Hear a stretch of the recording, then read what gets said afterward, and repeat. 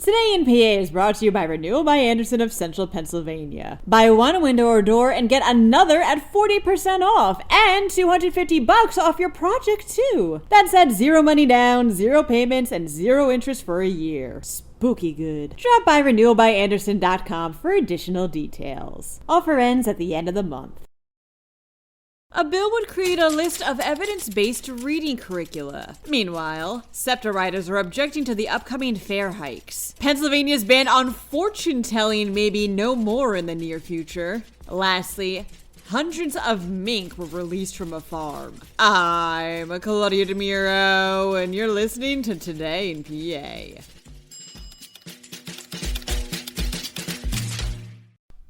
Educators may soon have access to a list of reading curricula designated by the state as quote-unquote evidence-based thanks to a bill that was unanimously passed by the House and the Senate, reports the Philadelphia Inquirer. This podcast has covered this before, with this bill being a product of what's known as the science of reading movement that's looking for more phonics and explicit skills instruction in teaching kids on how to read amidst abysmal literacy rates. This bill would allow the state education department to form a 20-member council of experts in such structured literacy that would create said curricula to, quote, align with the Commonwealth's academic standards and the science of reading. A list of approved training for teachers and screening tests to assess kids' needs, as well as intervention approaches for kids who need more support, would also be produced. And just to be clear, this bill won't force any district to use this curricula or change how they teach reading, leaving it up to schools to make their own decision. Governor Josh Shapiro still has to ink this bill as of the recording of this episode.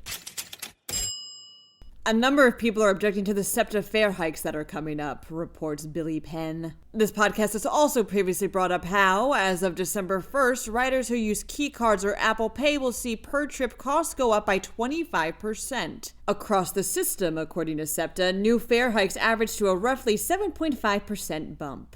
This, along with the reinstitution of parking fees at regional rail lots, is expected to rake in about $14 million a year for the authority, which officials find crucial amidst its budget troubles. Riders and advocates who spoke at a hearing last week argue, however, that there are better ways to get that revenue, like, say, going after fare evaders, which account for up to $68 million a year in lost cash for SEPTA. Others pointed out how SEPTA could easily cut administrative spending, or even use saving reserves to avoid these hikes. Another fare hike, this time a 30% increase, could also be coming next year.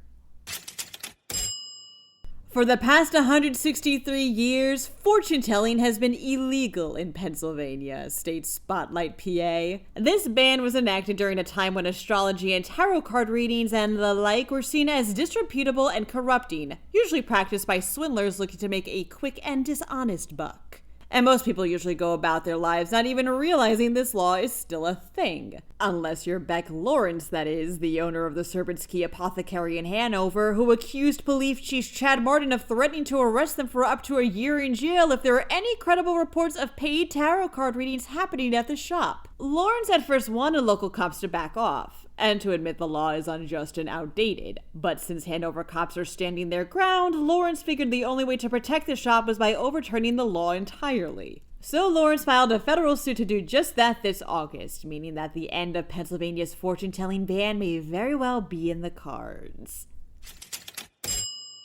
About 700 mink were released from the cages at the Richard H. Stahl's son's farm outside of Sunbury early Saturday morning, says PennLive. And if you're getting hit with a bit of deja vu right now, that may be because pretty much the exact same thing happened last year at the farm, which led the farm to install security cameras, which allowed for the cops to get notified immediately this time round. 2 people from Massachusetts were arrested not too long afterward. These releases are actually considered a direct act of animal cruelty, since most of the released animals tend to die during these incidents. The FBI, too, is now involved, since the action of these 2 individuals may be violations of the Animal Enterprise Terrorism Act. Few of the mink, by the way, actually managed to escape. That's all, folks. For even more news, visit PennLive.com. And please remember to rate this podcast and to leave it an honest review, too. Thanks ahead of time, and of course, thanks for listening. I'm Claudia Dimuro, and I'll see you tomorrow for some more Today in PA.